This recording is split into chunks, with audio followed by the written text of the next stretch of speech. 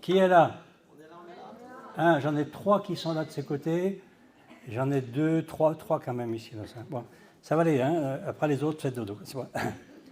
Bon, non, on ne va pas dormir parce qu'on va continuer sur un texte. On est entré dans le ciel pendant ce temps de louange. Le ciel, il est où? Il est dans ton cœur. Hein. Amen, ce lieu secret où Jésus nous demande d'aller. Amen. Et puis, cette sainte scène qui nous rappelle combien ensemble, eh bien, nous sommes responsables les uns des autres et nous devons eh bien, respecter les autres. Amen. Ouais. Si tu veux être respecté toi, eh bien, il faut que tu respectes aussi les autres. Amen. Et c'est ainsi que l'amour peut se manifester. Et là, donc, cette troisième partie du culte, nous allons voir quelque chose qui n'est pas très... c'est pas très porteur comme message. Je voudrais vous parler de souffrir. Alors, il y a des personnes ici qui viennent pour la première fois, et je ne sais pas si elles vont revenir. Or, pourtant, il faut qu'on en parle. Vous savez, les églises qui vous disent qu'avec le Seigneur, tout est beau, tout est rose. D'ailleurs, même les gens de 60 ans comme moi, ils reprennent 20 ans, etc. Vous voyez, on a vraiment l'impression que Dieu, c'est un pourvoyeur de miracles, c'est quelqu'un avec qui vous aurez tout ce qu'il vous faut, tout ça c'est vrai, mais en plus, vous n'avez ni rien à donner, ni rien à souffrir. Eh bien, ce n'est pas biblique. Parce que déjà, pour le Fils de Dieu, pour que sa mission soit accomplie, écoutez bien, pour que sa mission s'accomplisse, il a fallu qu'il souffre. Pendant 3 ans, c'est une suite de ministères, une suite de miracles, une suite de choses glorieuses. Pendant 3 ans. Amen. Mais il a fallu qu'il y ait un temps de souffrance. Or, il y a des chrétiens qui sont prêts, qui veulent les bénédictions, voir les miracles, voir les belles choses qui se passent. Vendredi, on était à Oudan, on a une très belle réunion. Alléluia. Hein, n'est-ce pas, hein? Bon. Mais ceux qui étaient là, non, on a une très belle réunion. Alléluia. Mais ça, on aime cela. Mais ce que je veux dire, c'est que pour que ça se produise, est-ce qu'on est prêt parfois, des fois, à souffrir? Je vous ai perdu? C'est pas dans la soupe, hein? Alors, c'est pour ça que je vous invite à lire dans Colossiens 1, 24. Et c'est quand même quelqu'un qui nous a laissé, on peut dire, la moitié des livres du Nouveau Testament, c'est l'apôtre Paul. Colossiens 1, 24, il va dire, moi je lis dans la version Colombe 1978, Colossiens 1, 24, je me réjouis, il ne dit pas je suis content, ça ne me fait rien, c'est pas grave, il dit je me réjouis maintenant dans mes souffrances pour vous. Et il va même rajouter, et je supplée dans ma chair à ce qui manque aux afflictions du Christ pour son corps, qui est l'Église. Ça veut dire simplement qu'il va rajouter ce qui va être nécessaire pour l'Église, hein, pour le travail, pour les efforts, la consécration qu'il faut amener. Je me réjouis maintenant dans mes souffrances pour vous. Il n'y a qu'un seul qui a dit Amen, c'est Fabrice. Parce que personne n'aime souffrir. Hein. Or, pourtant, si nous voulons servir Dieu, je fais un petit rappel, servir et souffrance commencent par la même lettre.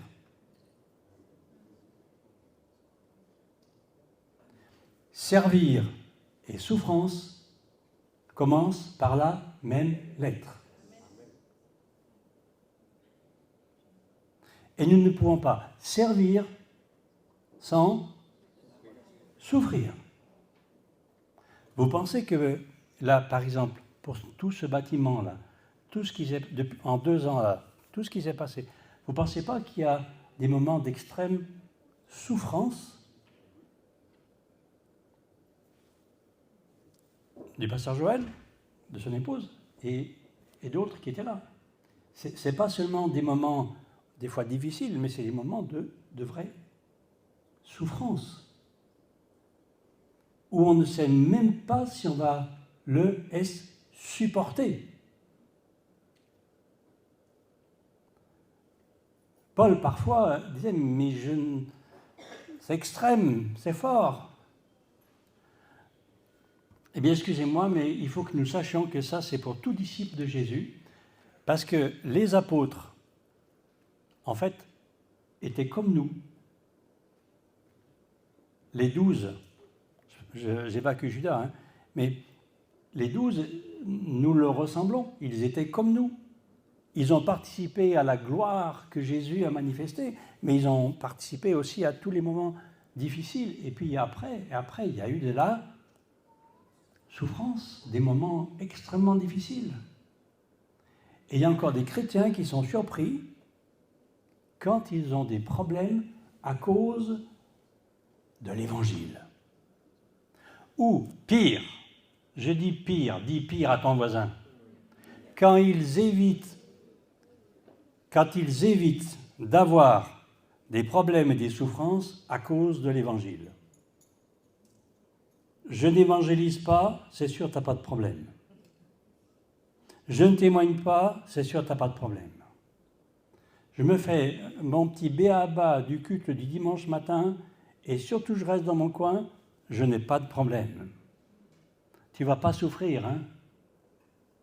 Mais il faut qu'on aille plus loin maintenant. Je ne vous dis pas que c'est mal. Je vous dis juste qu'il faut passer maintenant à autre chose. Frères et sœurs, si nous voulons que ce lieu se remplisse d'hommes et de femmes, de jeunes gens, de vieillards, de personnes, d'enfants, si nous voulons que cela se passe, il va falloir y mettre le paquet, y mettre ton cœur. Ce n'est pas normal que ce soit réservé qu'à quelques personnes qui aient envie, qui aient le désir, des ministères ou des personnes engagées. Ce n'est pas normal. Il faut que chacun, chacune, nous prenions à cœur de gagner des personnes à Christ, car c'est à cela que nous sommes tous appelés. On n'a pas besoin de ministère spécial, spécifique pour cela. Amen. Alors, je me réjouis maintenant donc dans mes souffrances pour vous, et je supplie dans ma chair à ce qui manque aux afflictions du Christ pour son corps qui est l'Église. C'est d'elle que je suis devenu serviteur. J'ai été chargé par Dieu de vous annoncer pleinement la parole de Dieu, le mystère caché de tout temps et en toutes les générations, mais dévoilé maintenant à ses saints, à qui Dieu a voulu faire connaître quelle est la glorieuse richesse de ce mystère parmi les païens, c'est-à-dire Christ en vous, l'espérance de la gloire. C'est ce que nous avions tout à l'heure, dans ce temps encore où nous étions dans la présence de Dieu. C'est lui que nous annonçons, en avertissant tout homme, en instruisant tout homme et femme, en toute sagesse, afin de rendre tout être humain, on va dire, parfait en Christ. C'est à cela que je travaille en combattant avec sa force qui agit puissamment en moi. Je veux en effet que vous sachiez quel grand combat je soutiens pour vous. C'est un combat. C'est une guerre. Nous menons une guerre. Nous menons une guerre contre les mauvais esprits. Et dans Éphésiens 6, nous voyons que nous avons une armure. Mais cette armure, réfléchissez, elle est faite déjà pour nous défendre. Donc nous en avons besoin pour nous défendre, mais il faut se servir de cette armure aussi pour attaquer. Vous savez pourquoi, je l'ai déjà dit, mais je le répète pour ceux qui ne l'auraient pas entendu. Savez-vous pourquoi Jésus n'est pas revenu encore 20 siècles après? Parce qu'il avait dit qu'il fallait que l'évangile soit annoncé à toutes les nations. Et après, il va dire, alors après viendra la fin. Nous n'avons pas fini notre boulot. Amen. Donc le Seigneur nous pousse ce matin. Si nous voulons le retour de Jésus, si nous voulons voir la gloire de Dieu, et si tout à l'heure, comme dans cette parole que notre sœur donnait, eh bien, il n'y aura plus ni pleurs, ni deuil, ni douleur, etc. Si nous voulons vivre ces moments que nous attendons, Amen, Alléluia, au boulot. Au boulot, Alléluia. Au boulot, Alléluia.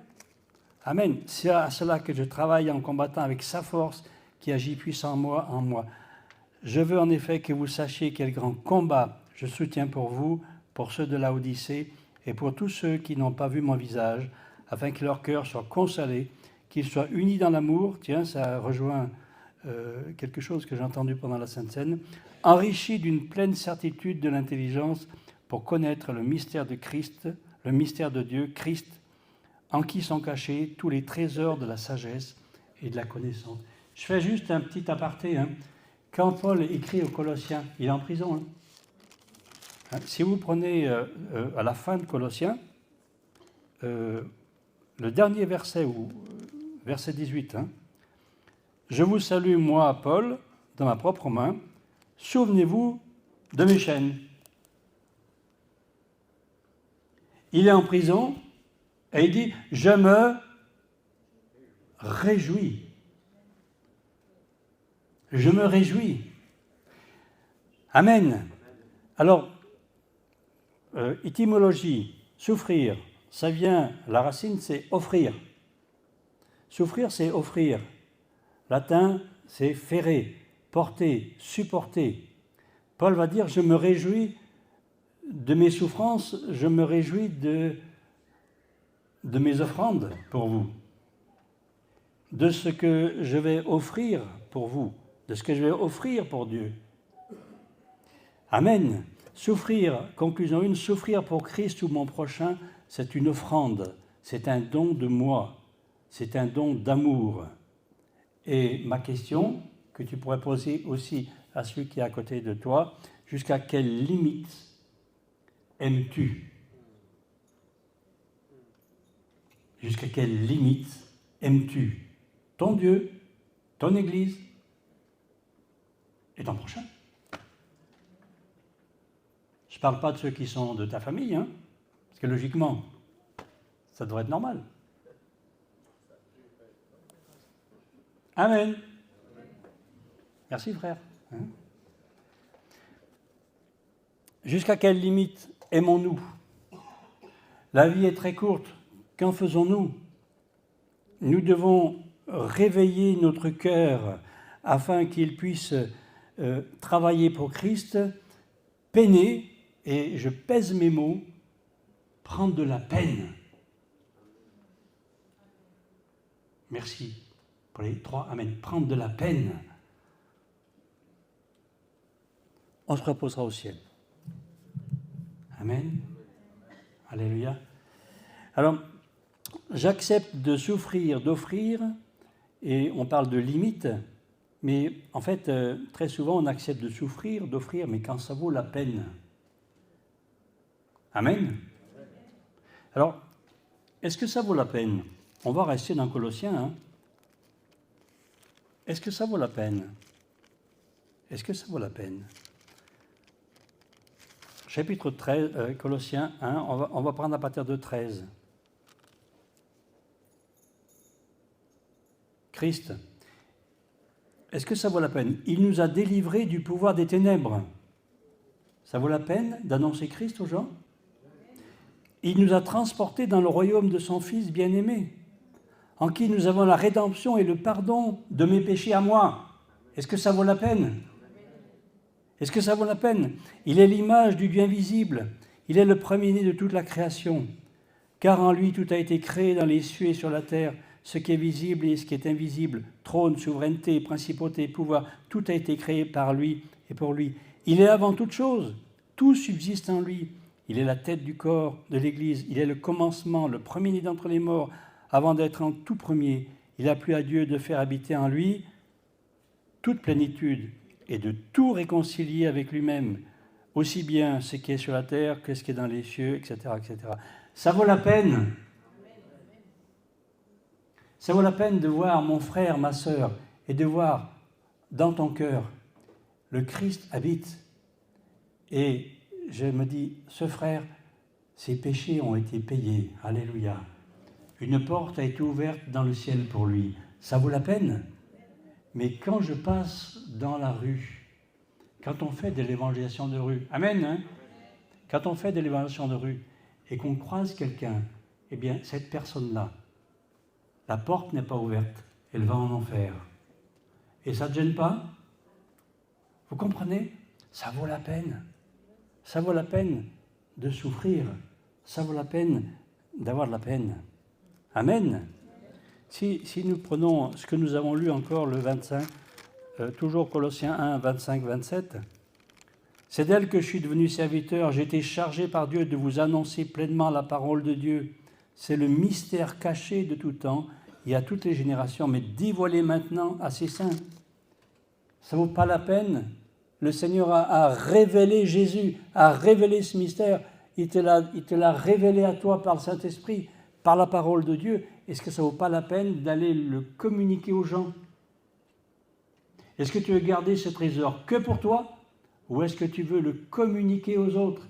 Certains vont l'accepter, d'autres vont te rejeter. Il y a des gens avec qui tu étais en bons termes qui ne voudront plus parler avec toi. Mais est-ce que ça ne vaut pas la peine? Est-ce que ça ne vaut pas la peine? Amen. Ça vaut la peine. Si on prenait tout ce qu'on a lu, ça vaut la peine. Pour Paul, ça valait la peine de souffrir.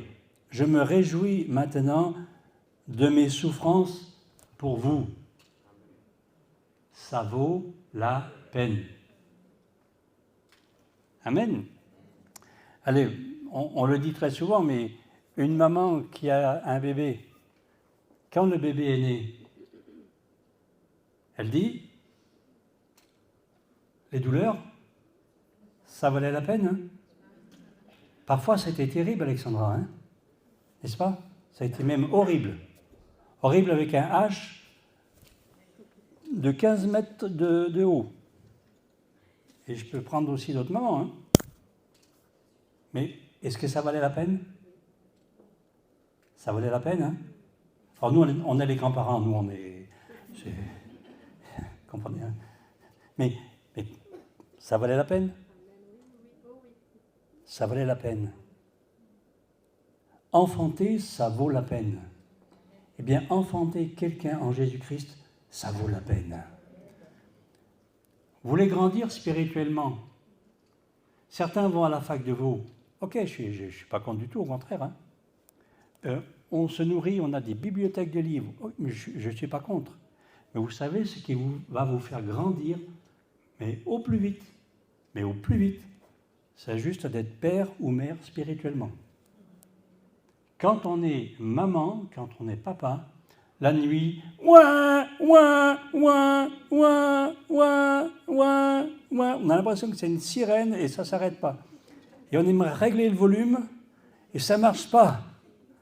Hein, ça ne marche pas. Et grâce à, tu te rappelles, il y a des fois, il y a les bébés, la nuit, hein, bon, et pourquoi ils ne dorment pas? Bon, donc il y a des fois, c'est compliqué, mais qu'est-ce qui... On est obligé de s'occuper de ce bébé qui est si beau, c'est notre bébé. Mais en même temps, ce bébé nous amène 1000 problèmes dans la vie, 1000 choses à régler. Et ça va durer. Amen. Ça va durer. N'est-ce pas? N'est-ce pas? Alors pourquoi je vous dis ça? C'est parce que cela nous oblige à grandir. Je le dis, je l'ai déjà dit, mais je le répète. La seule façon de progresser très vite au niveau spirituel, c'est que vous deveniez papa ou maman spirituel. Donc, eh bien, si vous l'avez compris, vous allez chercher à l'être. Amen. Si nous lisons Romains 8, 18,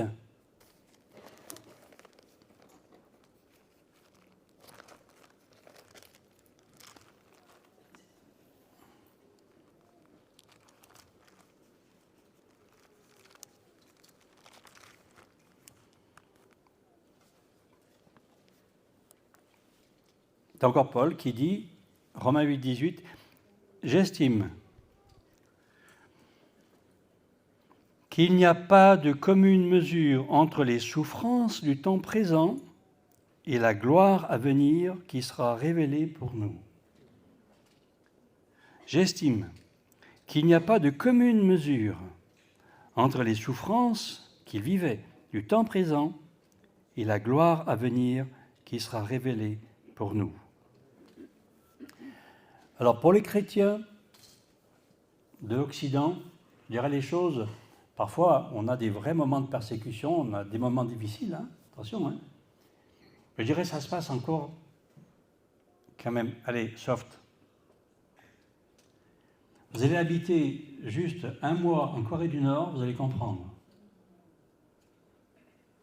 Mais pas plus loin que ça, hein. Vous allez au Maroc, vous allez en Algérie, vous allez en Arabie Saoudite, vous allez au Mexique. Les cartels font la guerre aux évangéliques, sauf s'ils se taisent. Ce que je veux dire, c'est que parfois la vie chrétienne peut être difficile, elle peut même appeler à de la vraie souffrance, mais Paul va dire « J'estime qu'il n'y a pas de commune mesure entre ces souffrances-là et la gloire à venir. » En Corée du Nord, les chrétiens ne voient qu'une chose, gagner d'autres âmes et la gloire qui les attend.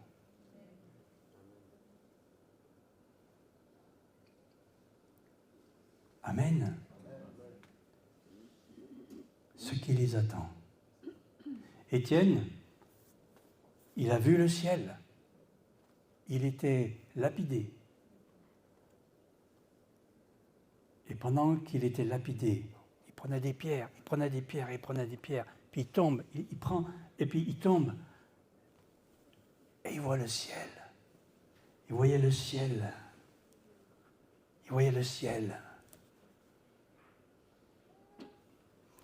Amen. Ça vaut la peine, hein? Ça vaut la peine. Ça vaut la peine d'être chrétien, mais pas que chrétien, ça vaut la peine d'être un engagé, un mordu, prêt à souffrir, prêt à payer cher, mais à le faire.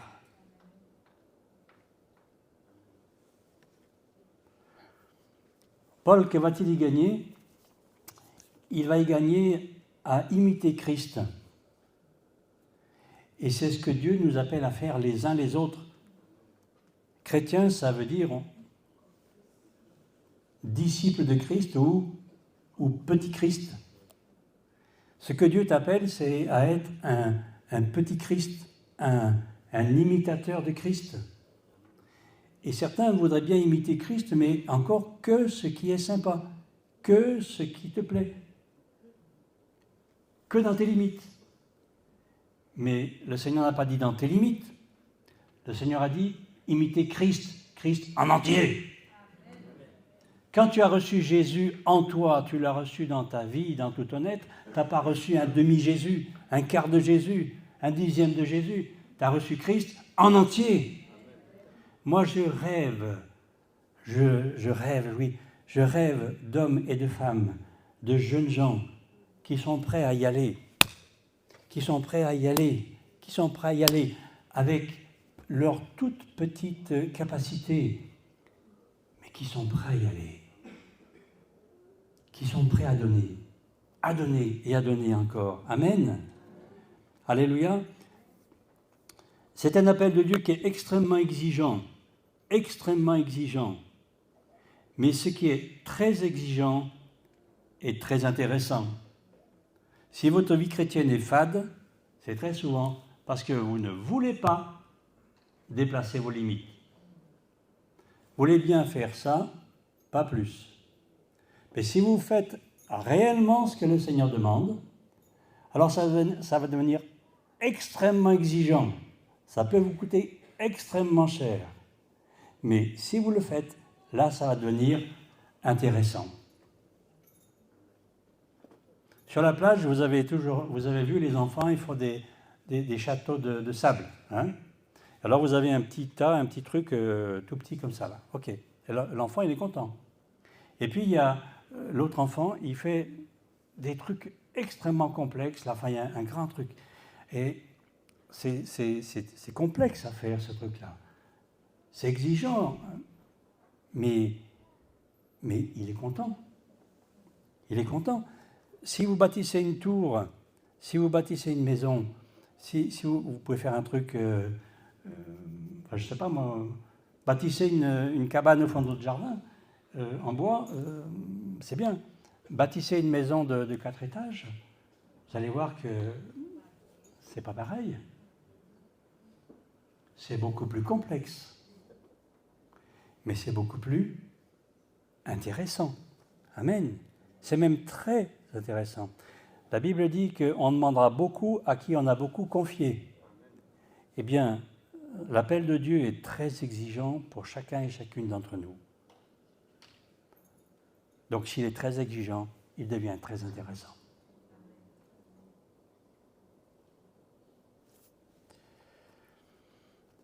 Il veut rendre, comme il dit dans le texte, tout homme parfait en Christ. Nous avons 8 milliards d'habitants, un petit peu plus sur la Terre actuellement. 8 milliards d'habitants. Alors je pense que l'Église d'Espérance ne gagnera pas les 8 milliards. On va se faire aider. Le pasteur Joël a dit si, c'est les 8 milliards. Bon. Mais on doit réfléchir parce que 8 milliards d'habitants, on doit les gagner. Christ va revenir, mais avant, il faut qu'on les gagne. Il faut qu'on gagne 8 milliards d'habitants. Nous devons les gagner et les sanctifier. Nous avons la ville de Limay, nous avons autour, il y a environ 100 000 personnes autour dans le Mantois.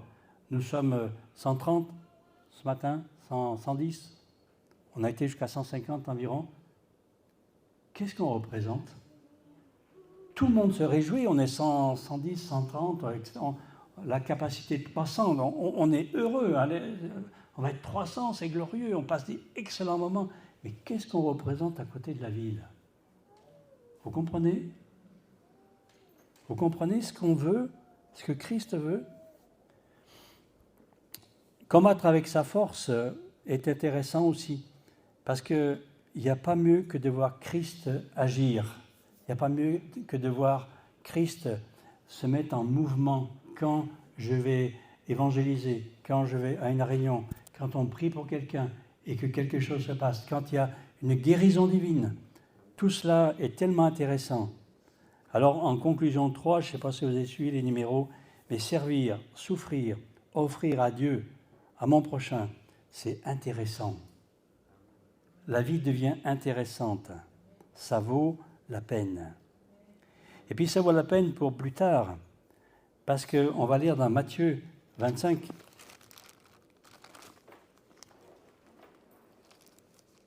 Et c'est une parabole qui est bien connue, c'est la parabole des talents.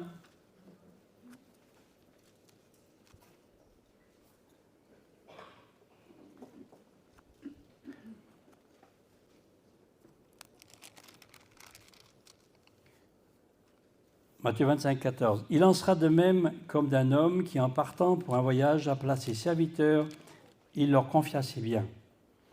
Il donna 5 talents à l'un, 2 à l'autre et 1 au troisième. Les talents, c'était des valeurs financières. Hein. À chacun selon sa capacité, il partait en voyage. Aussitôt, celui qui avait reçu les 5 talents s'en alla, les fit valoir, il en gagna 5 autres. De même, celui qui avait reçu les 2 talents en gagna 2 autres. Celui qui n'en avait reçu qu'un alla faire un trou dans la terre et il cacha l'argent de son maître. Longtemps après, le maître de ses serviteurs revint et leur fit rendre compte. Celui qui avait reçu les 5 talents s'approcha en apportant 5 autres talents et dit « Seigneur, tu m'avais confié 5 talents, voici 5 autres que j'ai gagnés. » Son maître lui dit « Bien, bon et fidèle serviteur, tu as été fidèle en peu de choses, je t'établirai sur beaucoup.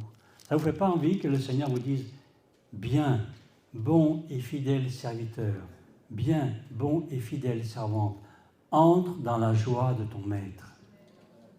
Le jour où vous franchirez la porte du ciel, si le Seigneur vous attend et vous dit, bon et fidèle serviteur, bonne et fidèle servante, entre dans la joie de ton maître.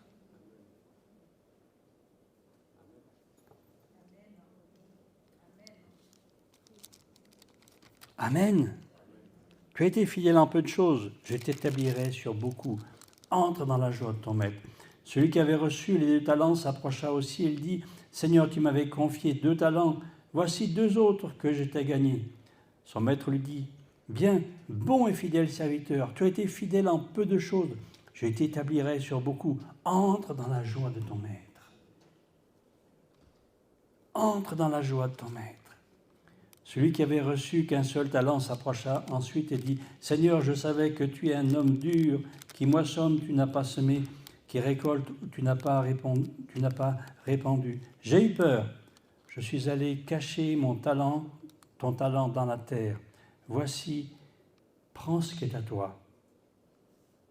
J'ai reçu l'évangile, je ne l'ai pas partagé. Un jour, tu m'as guéri. Je n'ai même pas parlé à quelqu'un que tu pouvais guérir. Tu as béni ma vie, tu m'as donné tellement de richesses et de choses. Je ne les ai même pas partagées avec l'Église.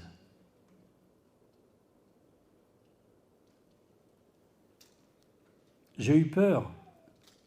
Dans ma famille, je n'ai même pas, dans mon travail, je n'ai même pas indiqué que j'étais chrétien. J'ai eu peur. Je suis allé cacher ton talent dans la terre. Voici, prends ce qui est à toi. Son maître lui répondit, serviteur mauvais et paresseux. Dis à celui qui est à côté de toi, mauvais et paresseux.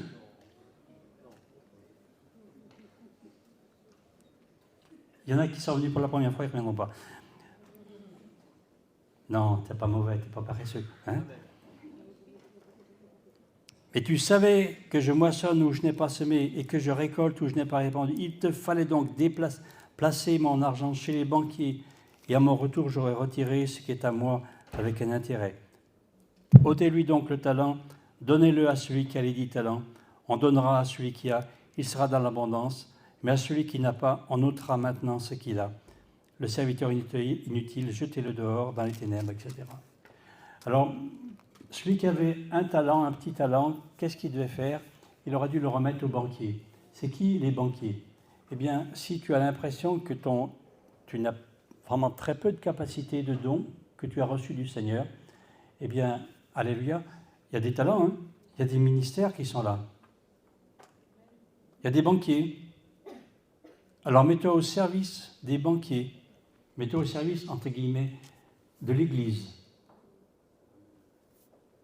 Et tu feras valoir ton talent. Amen. Alléluia. Ça vaut la peine pour maintenant, mais ça vaut la peine pour plus tard, quand le Seigneur dira, entre dans la joie de ton maître. Je ne veux pas qu'il me dise, paresseux. Je ne veux pas qu'un jour le Seigneur me dise, paresseux. À la campagne, s'il y avait bien quelque chose qui était le pire du pire, c'est si quelqu'un était paresseux. Et je pense qu'au niveau du Seigneur, eh bien, il ne faut pas qu'il y ait de paresse spirituelle. Amen. Bon et fidèle serviteur. Alors ça vaut la peine. Ça vaut la peine. Alléluia. Amen. Je termine par un texte, puisque nous sommes dans les réjouissances, dans Corinthiens, 2 Corinthiens chapitre 6. C'est un texte qui, pour moi, très souvent, quand on parle des ministères, du service, alors on voit toutes les capacités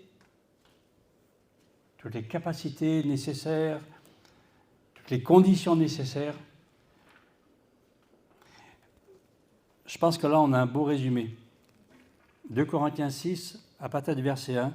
« Puisque nous travaillons ensemble, nous vous exhortons à ne pas recevoir la grâce de Dieu en vain. Car il dit, au temps favorable, je t'ai exaucé, au jour du salut, je t'ai secouru. Voici maintenant le temps vraiment favorable, voici maintenant le jour du salut. Nous ne donnons aucun sujet de scandale en quoi que ce soit, afin que notre service ne soit pas un objet de blâme. Nous nous rendons à tous égards recommandables, comme serviteurs de Dieu, par beaucoup de persévérance. Je pense que c'est pour tous les serviteurs de Dieu, c'est-à-dire c'est pour toi, pour moi, pour tous, hein, pas pour les ministères seulement.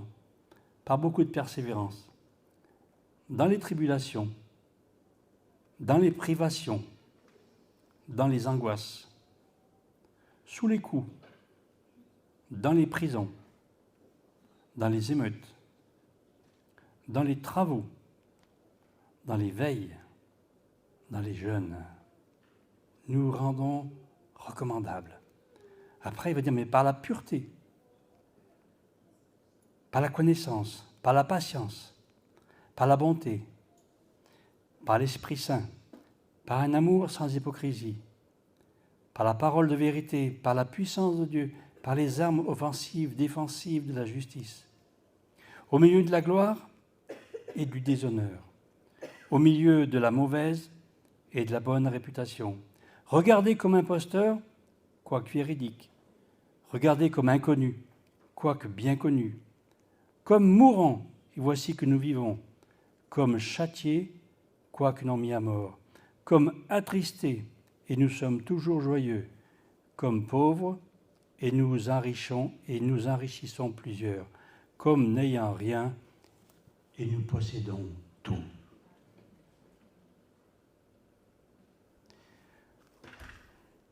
Dans cette liste, il y a des choses qui sont merveilleuses et glorieuses, mais il y a beaucoup de choses qui sont dures et difficiles à vivre. C'est simplement parce que si nous voulons servir le Seigneur à ton niveau, quel qu'il soit, tu vas rencontrer des moments où tu vas vivre cela, où tu seras